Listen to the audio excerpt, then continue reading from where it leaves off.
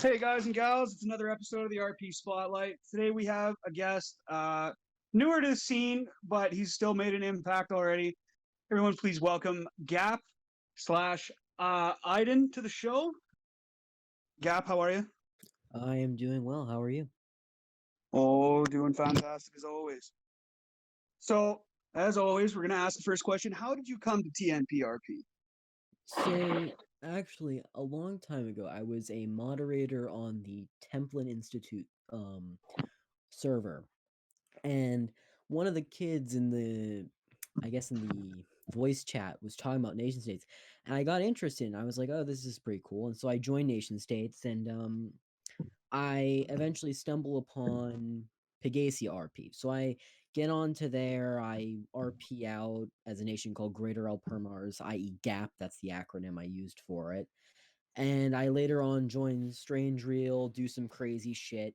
And then I get in onto the VC one day and I'm talking to Pry and he's like, hey, you should join Eris. And I'm like, oh, that'd be awesome. I think that's more my speed. It's a lot slower, but you get better RP out of it. So I was like, oh, this is great. So I join. Originally, Aydin was supposed to be like this sort of Benito Mussolini thing. That was what I was coming up with in like VC. But then I was like, you know what? I think I'm gonna try something I haven't tried before, and so that's how I eventually came up with the idea for Aydin. Okay, so with Aydin, it's already begun to kind of experience its fair share of controversy the with its ruler and its struggles within the Leskova Pact, I believe. So Yeah. tell us a little bit about your charismatic or not so charismatic leader there. So our charismatic leader of Aydin is Sultan Osman the First, and basically think of your average playboy. You got your guy that's like got all the money in the world, has had no struggle in his life, and now with all of these different things that are happening to him, he kind of just gets hit like a truck. Reality kind of comes to him in the most interesting way where it's just like, oh yeah, I actually have to like work out through my problems instead of just having other people do it for me. I think that's one of the things I kind of want to express through his character. I want to express the sort of reality of this sort of like high and mighty person who has everything he could possibly want but kind of gets laid low by things that he never thought to experience. Okay. Yeah, your Osman has also been one of the few leaders on Eris that is also a very open drug addict, is he not? Yes, he is. One of the ways of coping and living in Iden.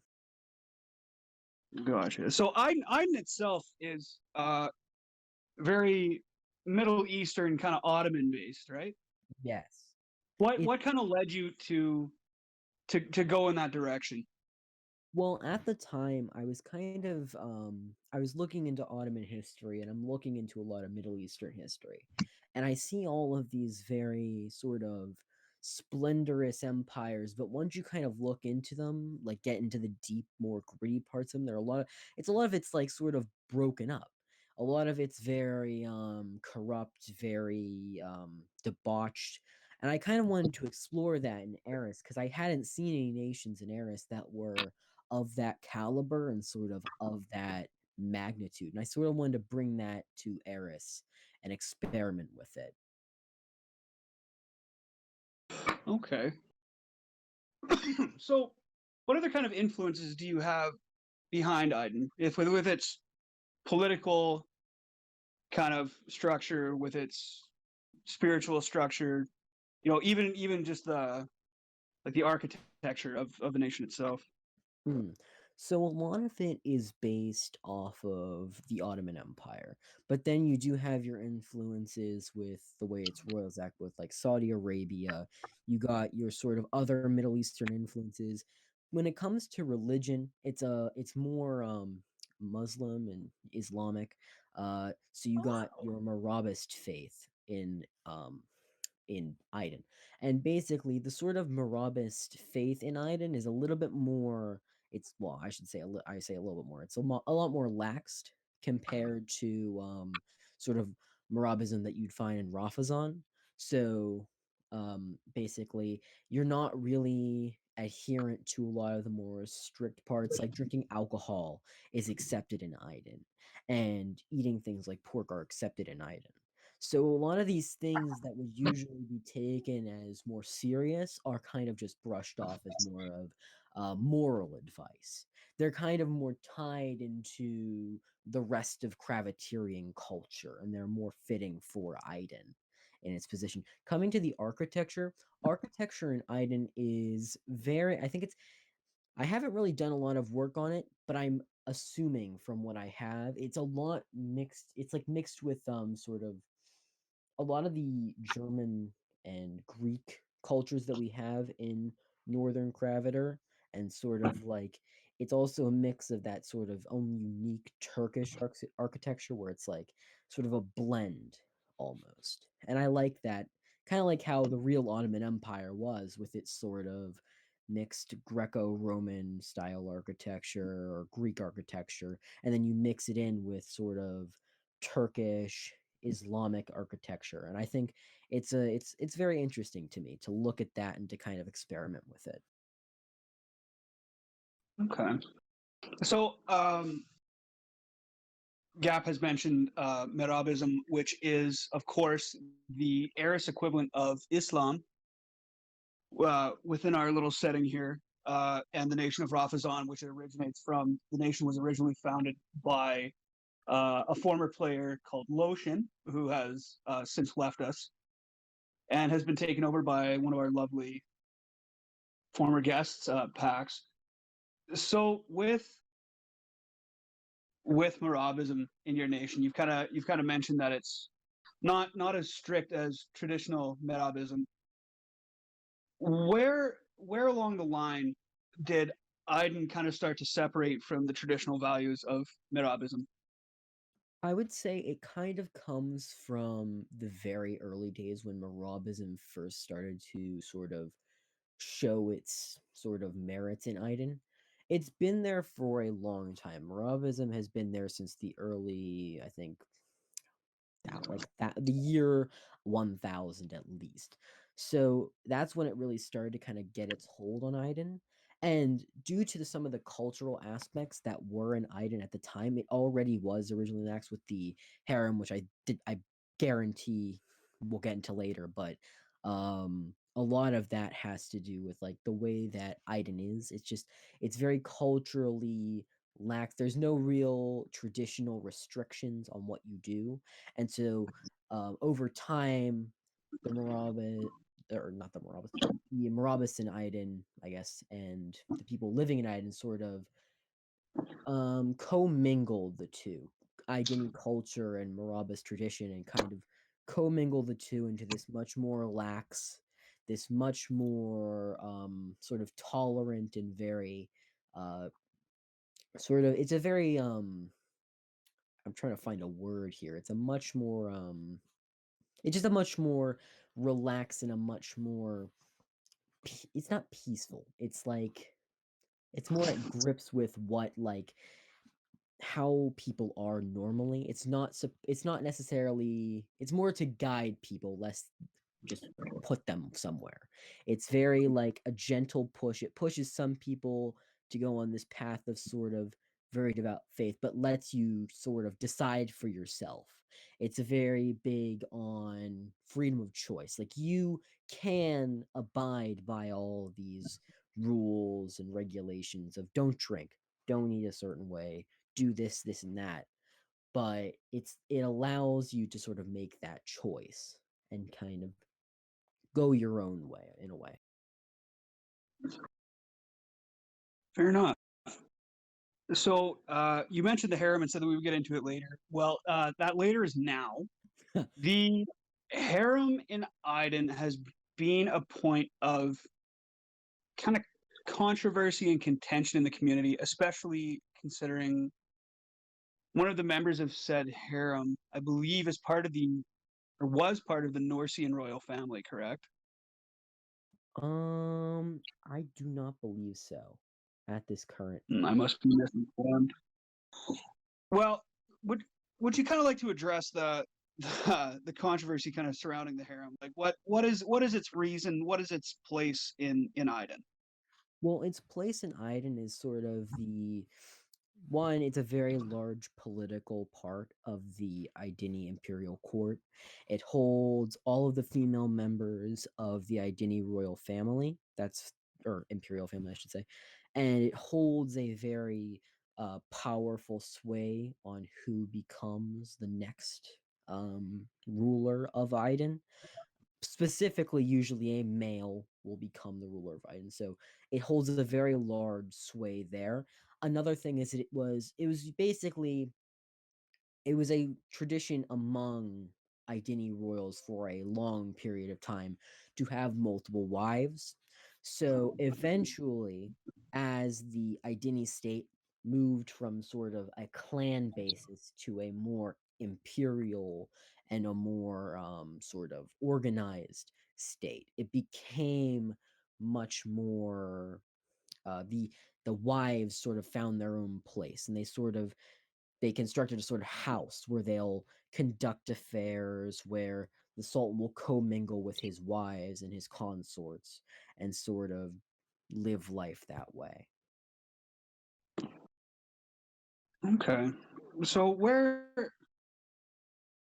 you've mentioned that it's been around for quite some time, so we're gonna kind of get into a bit of a world building question here. Where and why did that really start?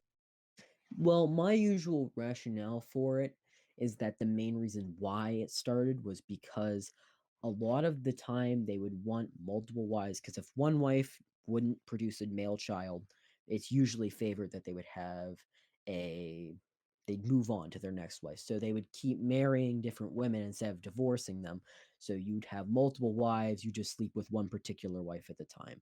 And basically, until they would produce a male heir, they would, instead of pulling a King Henry VIII and killing them and divorcing them and all of that, they would have them just marry many different wives until they sired a male heir.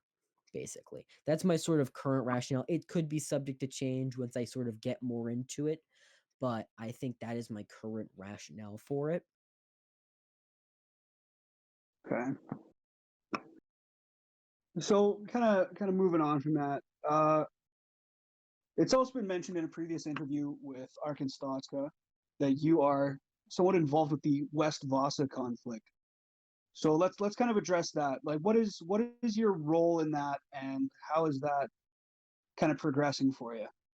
Yeah, so well, currently the war in West Vasa is over, but um a general who was a high-ranking general in the Aydini army basically helped fund and arm in many different ways groups of terrorists with inside Arkanstatska, and they are actually probably the triggering point to why it happened in the first place, with a delivery of weapons and guns being the final delivery. It was Idony weaponry. And basically, this general was acting, his name is Boskurt, by the way.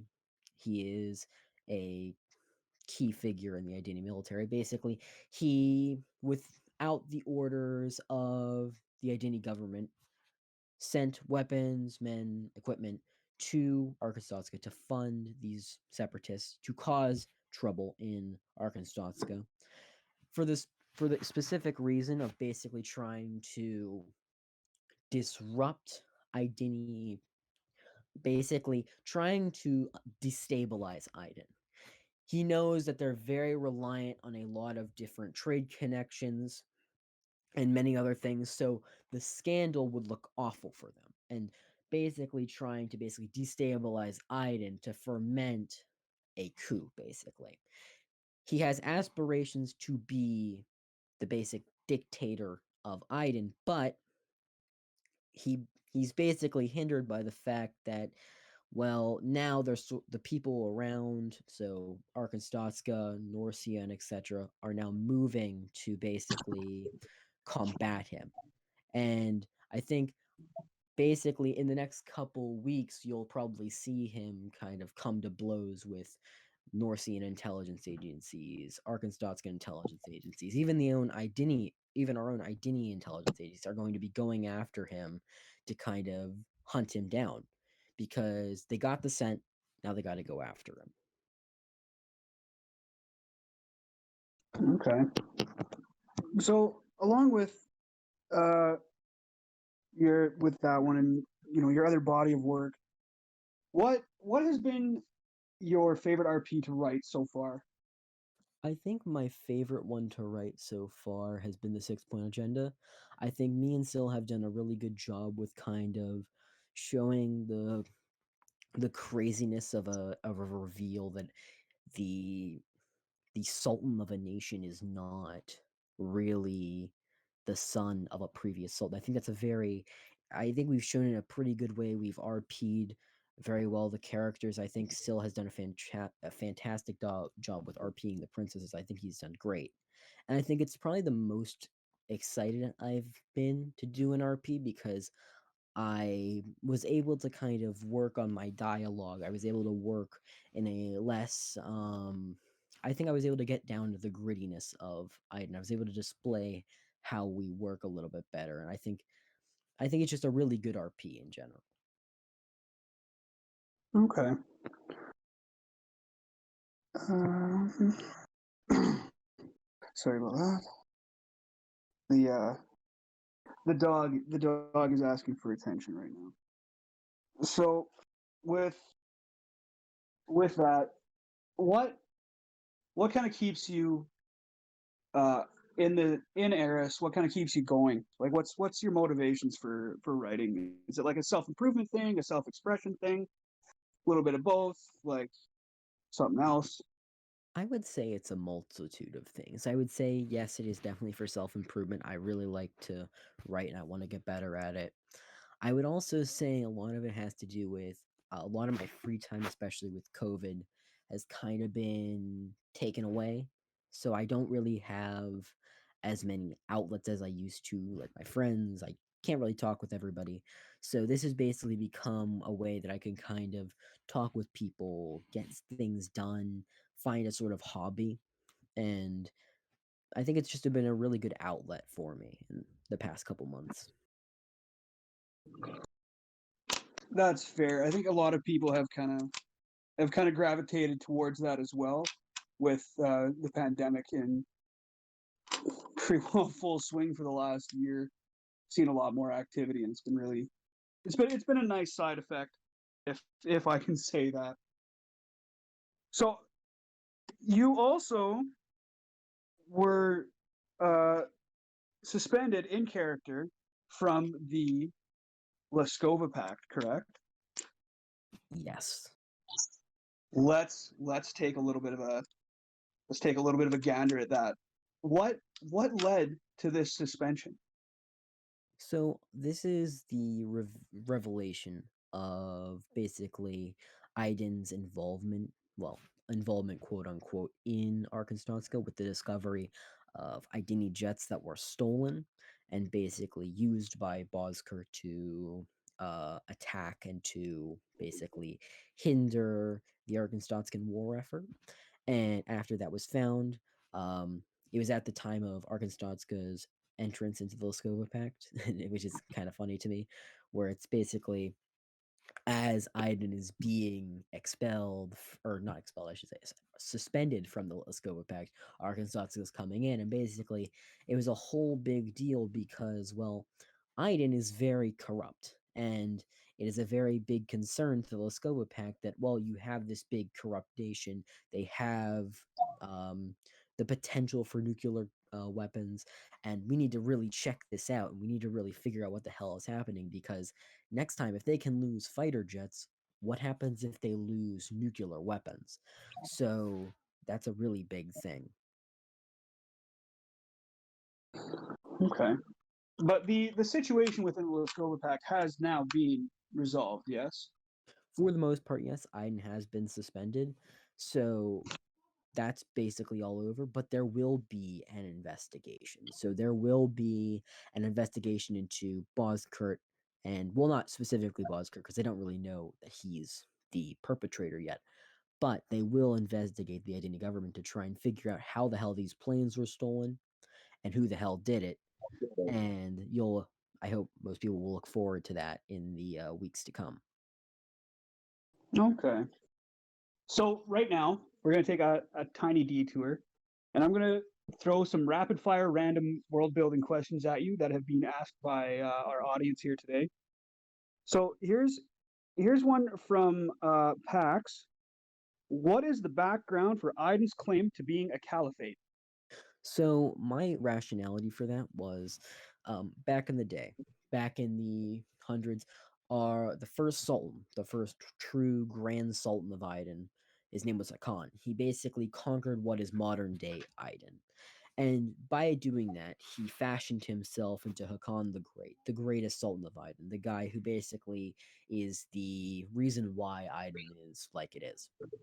And basically, him in a act of hubris claimed after he had conquered all of Aydin the title of caliph, and he's basically saying like this is the sort of what would you call it, the sort of premier not Raf, it's like Marabas state in the world. So he is the caliph basically, and he is the sort of out of all this, he basically just does this out of sheer bravado. Basically, I am the caliph, etc. As many monarchs are apt to do out of just pure hubris. So that's sort of my rationale for that. Okay. So another kind of part of that. Uh, do the Aydini practice Ramuda, which is the equivalent of Ramadan? Yes, even though we are relatively lax with our sort of practices, these are some of the pillars. So yes, we would practice Ramuda.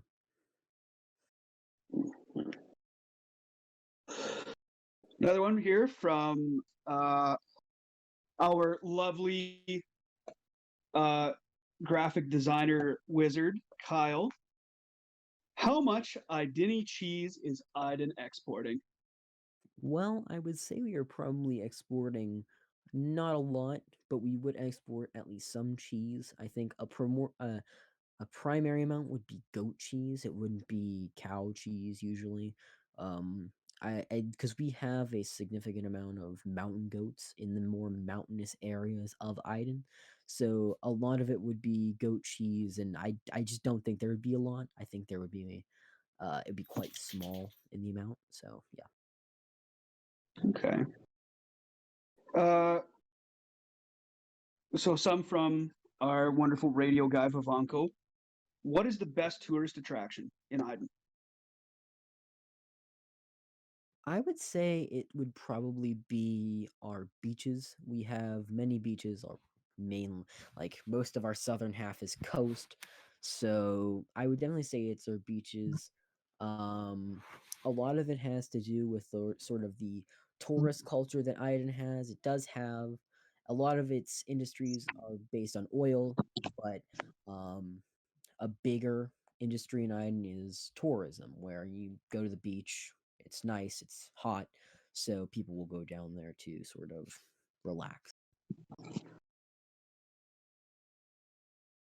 Okay.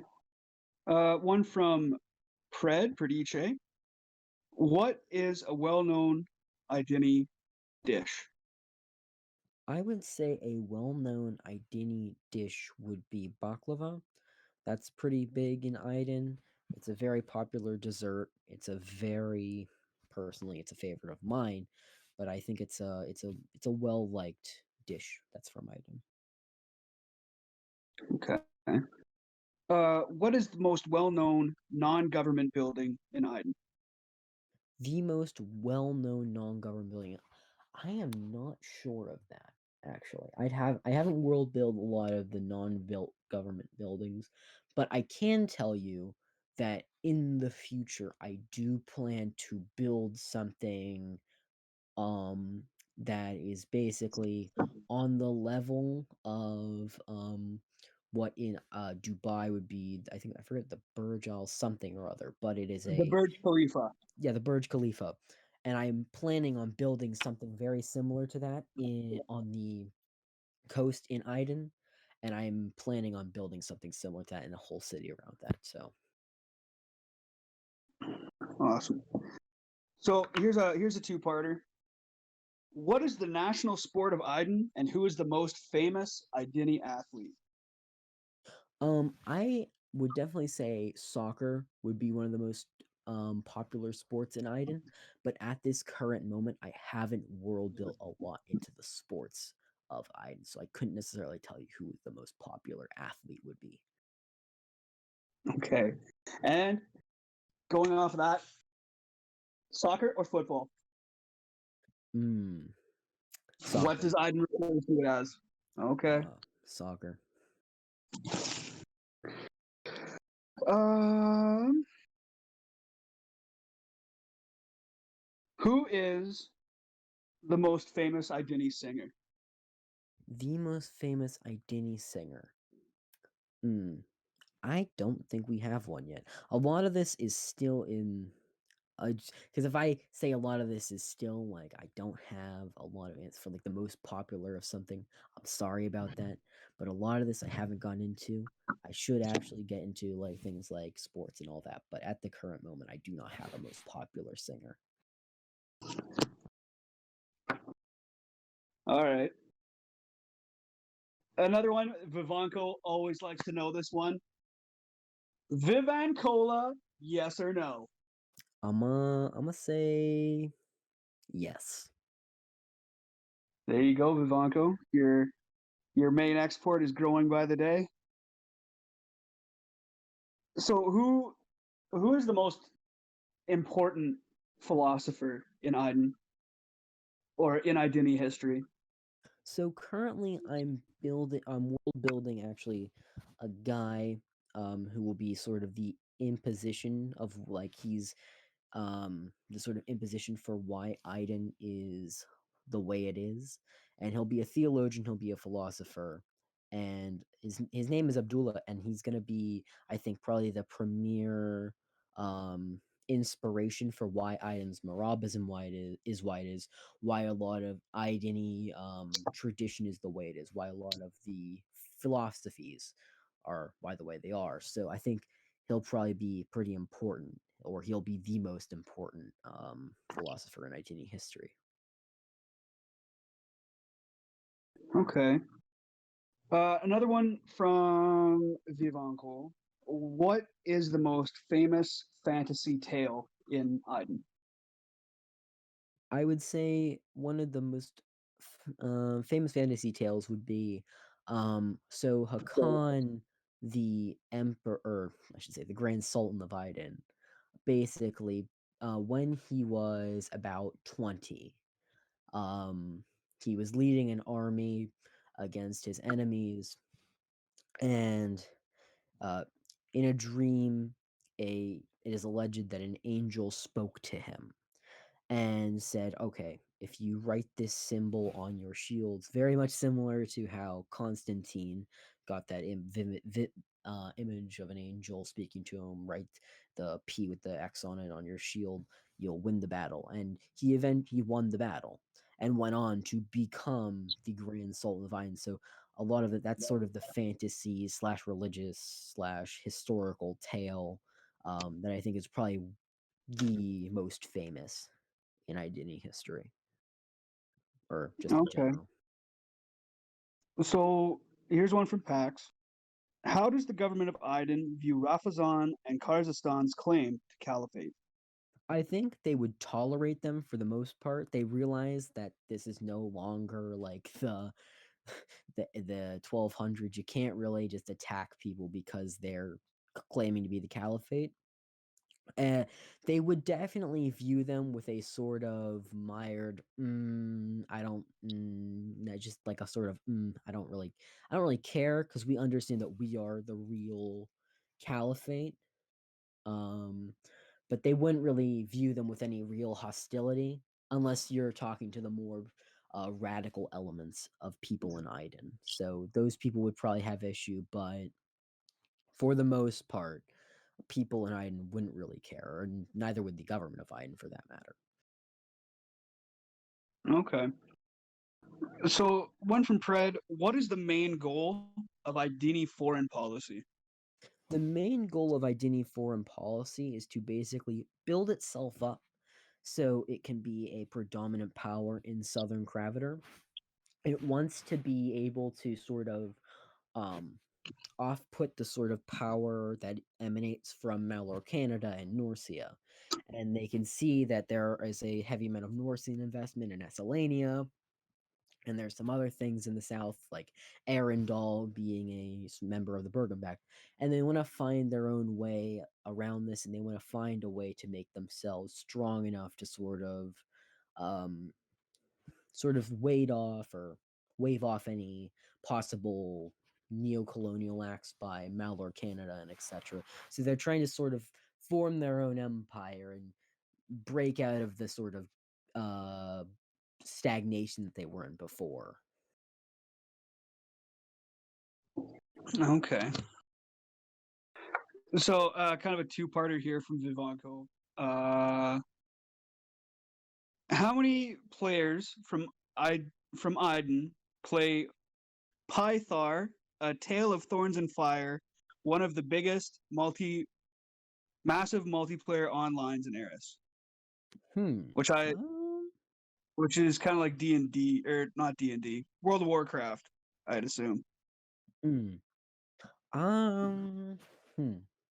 I could say most people who live in the more urban areas would probably play that. Like, and I would even say a majority. I'd say like like maybe 2%.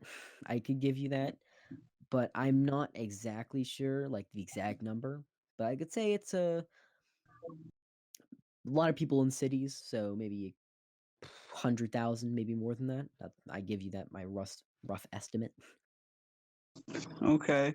And so the second part of that question, based on this, how famous is Rohan Korkoria, the Vivanquian author of the Pythar saga, one of the top sold books externally from Vivanco?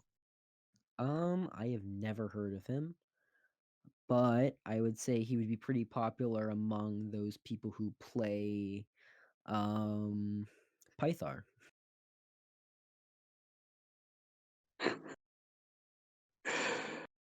So here's kind of a more in-depth one from Pradiche.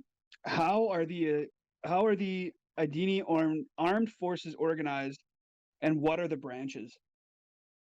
So you got the Aydini army, which is the Imperator. I'm not gonna try and say the Turkish name that I have for it. I'll say the acronym, which is the AOI, um, which is basically the Imperial Armed Forces. They are the primary branch of the army, which is basically the ground forces who are currently active in a lot of different places, so Guadalcanal, other places like that. But currently, there's also the Air Force, and then there's the Navy, which I haven't really got into, but I have gone into the Army a bit with activities that I'm in Guadalcanal, as I said a second ago. I don't know why I'm repeating myself, but basically, I haven't really world built all of that, but I have world built some parts of it. So I'm gonna work on the Navy actually next. That's the next thing that I have to work on, and then I'll work on the Air Force. But currently, I'm focusing on world building the army. So, as you know, there is Boskurt, the head of the AOI is not Boskurt, but is someone else. I forget his name off the top of my head, but I mentioned him in a news post before. But he is a very important figure. He's the head of the army. A lot of different things, but technically, if you want to get into more granular parts of Aydini military policy, Osman, being the absolute monarch, is actually the real head of the armed forces, as he is the head of state and the head of government. So he technically has all the say in that matter there. Okay. So his Is bubblegum popular in Iden? I would say it's pretty popular. Gum. uh, Another one from Pred here. Who is the most well-known Idini businessman or business person? Well, I would say the most well-known identity businessman would be uh, Osman, as he is the technical head of the Idini National Oil Company, so RAO, which is the largest oil company in Ireland, and one of basically the only ones, considering it's all state owned. And he'd probably be the most important businessman. But then you could also say, let me just pull it up here. If you give me a couple seconds, I can pull up his name so I actually have. Sorry about this. No problem. Sometimes I'm looking through this and I'm like, you know what? Maybe you should organize yourself better. Like, I believe that's a common struggle of most of our community members.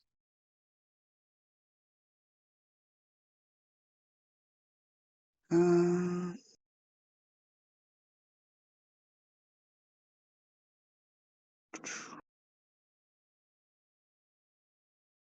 there we go.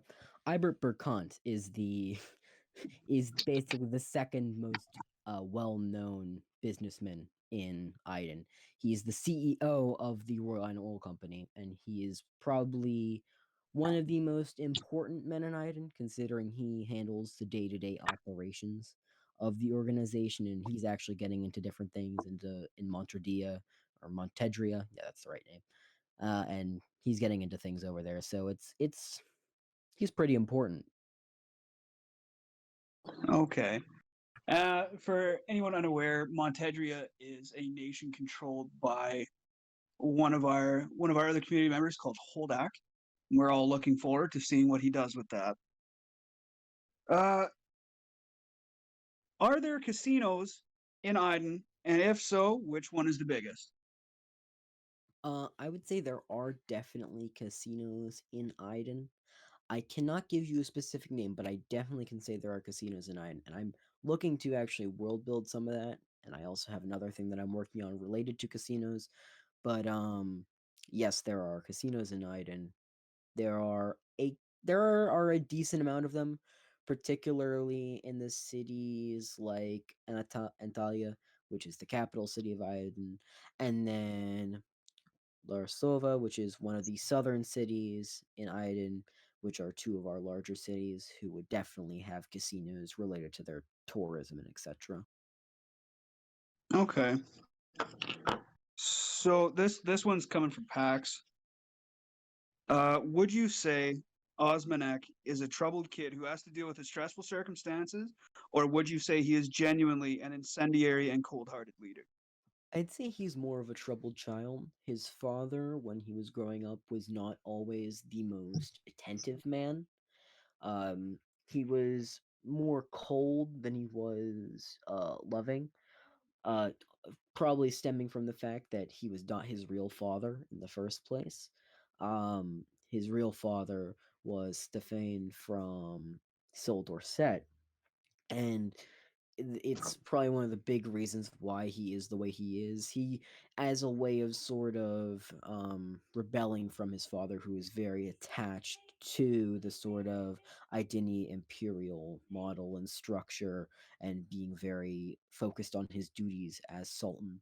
He sort of rebelled away from that, and sort of he didn't study. He didn't like to do that. He went out partying and did what a rebellious teenager would do, and that lasted until now. So that's sort of a big reason why he acts the way he acts. He's a very brash, he's a very childish man, and I think a lot of it has to do with his childhood. Yeah, so daddy issues, Pred. Basically, if you guys know what I'm talking about, I'm responding to something that Pred said. So with uh, with the way that Osmanek kind of acts, especially on like the international stage, it's probably safe to say that he'd get himself in a great deal of trouble. Yes. Yes. So as we're kind of nearing our time here, I'd kind of like to ask you, like, you are one of the younger members of the Eris community. Seeing as a lot of our members are older in their late 20s, 30s, some maybe in their 40s. Do you feel as a younger person that you are taken seriously as an RPer? I think for As a the most I think for the most part, yes.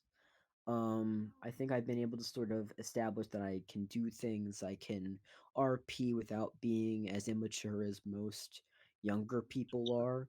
I think I've been able to sort of cement myself through joining the VC, talking with people, getting people to understand what I'm trying to do. And I think I've kind of been able to, in a way, get people to respect me. I don't know if a lot of people I don't know what the consensus is, but I think for the most part the Eris community respects what I have to say and what I have RP'd so far. Okay. So with uh with that as well, is there like a specific person in the community that you kind of take guidance from that you look up to? I would definitely say Pax is one of the people that I look up to. He's a great RPer, makes amazing maps. He's done a lot of work with me. I'm sorry for that. My brother's nuts. But yeah, I've done a lot of work with Pax, with not with Robson, with Marabism, and I think he's just in general an amazing RPer. So yeah. That's awesome. It's always good to hear people showing love for the other members of our community here. Um,